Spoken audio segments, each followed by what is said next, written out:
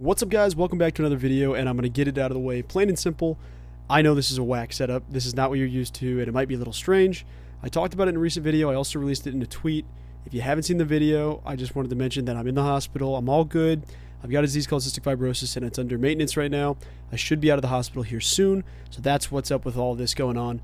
But I got to also let you know, it is not set up for YouTubers. Like, hospital stays are not set up for guys who have to make YouTube videos, and I don't mean to sound like the biggest first world problems in the world guy, but that is why this is looking a little jank. If you guys can see behind this, we've got an electrical fire waiting to happen. But I still wanted to talk about the cats, because that is what's on my mind. That is the important thing in my life right now. Gotta talk about the cats. So K-State is fresh off a 42-13 win over Troy, and it was a great game. And I'll give you some of my thoughts about it. I made a video last week like this talking about the last game with SEMO, some of my post-game reactions and comments and thoughts, and I wanted to just kind of talk through to you what I've been going through since the game finished up.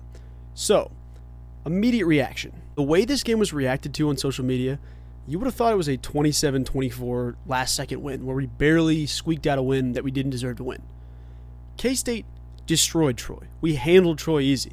And I know what you're thinking. Well, yeah, but it's Troy. I mean, that cannot be the narrative when we came into the week saying they're a 12-0 team, won a bowl game against UTSA, won the Sun Belt, had one of the best defenses in the entire country, the Group of 5 level in that case, and even just nationwide. Like, they have some studs. Also, I just thought of this, and I apologize now. The outfit is not something that I'm usually with as well. It's just so I can have it open so they can access IVs easier. That's kind of what that is about. So I apologize for wearing the super intense cutoff here. But everybody's got to chill out on Will Howard. Will Howard played a heck of a game today. I mean, he's throwing the ball over the yard. He had 2 rushing touchdowns. I think he had 3 passing touchdowns as well. Looked great. Obviously, there's one blemish with the pick he threw, and I know that that's probably what you're all referring to in your minds. Let me tell you this. I know that interception didn't look good, and Will overthrew, I believe it was RJ Garcia at the time, and threw it up into double coverage. We saw some similar throws about that, like that against SEMO. That's not necessarily new in this case. Here's the thing. This is the first time Will hasn't, he hasn't gotten away with it. SEMO, he got away with it, that to an extent. Colin Klein is not going to let him hear the end of this. I mean, he's going to chew him out completely and say, dude, take your check down, move the chains, okay? You got this, and there's no point in turning the football over here. Because I know you felt it, I felt it. Some of the momentum swung back towards Troy there. They go down, they score, or at least put a field goal up on the board. And then obviously K-State comes back in the speed of lightning in 50 seconds or whatever, 30 seconds before halftime to go score a touchdown. I want you all to know this. That's not going to be an every single game thing where Will Howard's just throwing the ball up into triple coverage or double coverage. And I want you all to understand that now.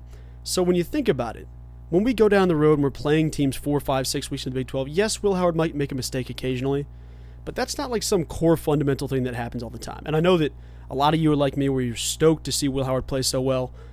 And I'm just going to say this now. Every single fan needs to change their expectations for this team. Every single one of them. I know we've all been talking about offseason. This is a 10-1 team. This is an 11-1 team. I'm not saying change that up at all. But I'm saying the game-to-game basis you have to change. Everyone does. I had to today. Every single game, it's not always going to feel perfect. And last season, it was one of those where now we look back on it with nostalgia that everything was so perfect. But think back to the emotion you felt when you're 6-3 going into Baylor. If you lose that game, you're basically out of the Big 12 title game, no matter what. That's an elimination game for K-State in that sense. Each game isn't going to just be a gimme. I mean, these are tough-fought games. We handled Troy 41-12. And so this whole kind of thing of we should have looked better or we looked worse than I thought we would. I got to tell you this, guys. Defense held them to 1 touchdown on the day, 2 field goals, give up 12 points. That's great. That's a great day. If you keep an offense to 12 points, that's a great day. You can win with that. Offense goes up, puts 41 points with the turnover. I know Will Howard threw that pick. Still 41 points on the day. Looked great. Offense looked unstoppable to an extent. I know there's some plays here and there where you look back and you're like, why are we not doing this? It's also important to keep in mind it's week 2. And I know that people want to see us put up 50 every single week. This was a heck of a week, guys. I'll say this before I move on from Will Howard. Let the guy be. He's going to play good. He's going to play great. He'll win games. So I know there's going to be a mistake here and there, but it's week 2. You got to keep in mind this is the first season also he's stepping into the starting role as that dude. I think Will's going to be just fine. Don't worry about the pick, and I know that you put up 5 total touchdowns. Outside of that, you're not worried. But it's just going to be a learning process for multiple people on the team. So don't worry, don't overreact. That's what I'd say there. And we got to understand, this was a solid win. The gist of Will Howard is just, he's going to go through some learning phases each and every game. This was a learning phase with that pick. Even though he still put up 5 touchdowns, 250 yards, whatever it was. Off the top of my head, I apologize. I don't have the stats pulled up here. It's a little bit harder to have my computer set up close to me, so I can't fully see the stats. But I do want to mention another guy who is an absolute dog. Jacob Parrish. Man, Jacob Parrish was all over the field for K-State. He was stopping their top receiver, and I know they had, Randy Moss Jr. one-handed catches left and right. Jacob Parrish was competing. He was flying around the ball. He continued to find himself in places where he could bat the football down, get a hand on the pass.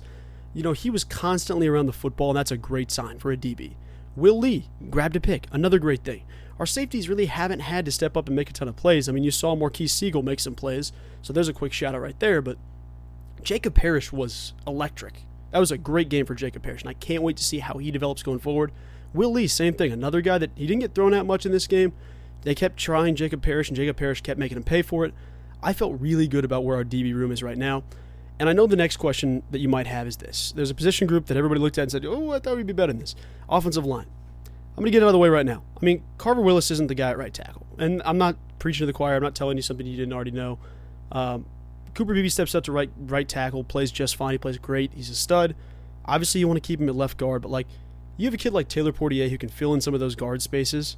You've got Cooper Beebe able to step out to right tackle. It doesn't really make sense to me to keep banging the Carver Willis drum until he figures it out, rather than just moving Beebe out there until Christian Duffy can come back. That's kind of where I'm at in that. I mean, this group is going to get it done. It doesn't matter who's out there. If Carver Willis is out there, sure, he might give up some pressures, might give up a sack or two. The team isn't just going to leave him on an island to keep struggling. If he's not up for it, and I think he's had 2 tough weeks back-to-back, the team can look at that and see and say, all right, you know what, we're going Cooper Beebe at right tackle. We'll move and address the line here from there. I wouldn't worry about the O-line being an issue going forward. So don't let that be your issue going into this Mizzou week of Missouri's front 7. I mean, we don't know what we're going to get in that sense. And I would just caution you this. It's going to be a different game every single week. So whatever happened last week, we need to leave that behind and move on to the next thing. I do want to mention, I gave my prediction on Heartland College Sports. I want a quick shout out to myself. I think I said 38-14 was mine. I didn't anticipate the missed 2-point try. And I missed an extra field goal in that sense in my prediction, but pretty dang close. So I felt really confident about this game going in, and the team really reflected that. I'm pretty proud about that one. You can read the full previews each week on Heartland College Sports. Usually it's a Monday or Tuesday when that drops, but that's kind of where we're at for this one. Moving forward with Missouri, and I'll probably do another preview video here later in the week, but I want to know what you guys have to think about. Okay, this matchup's going to be tough for this reason, this reason, this reason. I still feel really confident that K-State takes down Missouri. And I don't want to say that that's just some blind, passionate fan thing. K-State feels like a team that will win a Big 12 title, that will beat a lot of the teams in the Big 12, and I'm not worried until I see another team beat us, in a certain sense. If they expose a reason to beat us, I don't think we should worry. That's at least where I'm at, or my head's at right now. I would just say this, guys. We just need to keep rocking. I know that's the lamest thing to say, but we're going to learn more and more about this team every single week. You don't have the easiest schedule, but you don't have the hardest schedule either. You got Missouri in the schedule. You'll learn a lot more here this weekend on the road for a team like K-State. It's going to be interesting to see. The defense has to step up and ball. I know Brady Cook hasn't been spectacular with Missouri, to say the least by any means. It should be a good game. I like K-State to win that game immediately. I'll talk about that later. If I had to put out a guess right now, I think the spread will probably be about 7.5 or 8 points in favor of K-State. I do expect us to get up to about 13th ranked this week, so that's kind of something to look out for. But other than that, guys, I've got more comments, but I don't really have the ability. I've got treatments kind of coming in and out right now, so I just wanted to make a quick address video and talk from there. I've got more stuff. I'll have some more content for you later this week before I'm headed home, and I'll address that a little bit later on, what time I'm getting out and what the case is. But soon enough, you won't have to look about all this background. You won't have to worry about any of that, and we'll be back to regular. But I appreciate you guys watching. Thank you so much.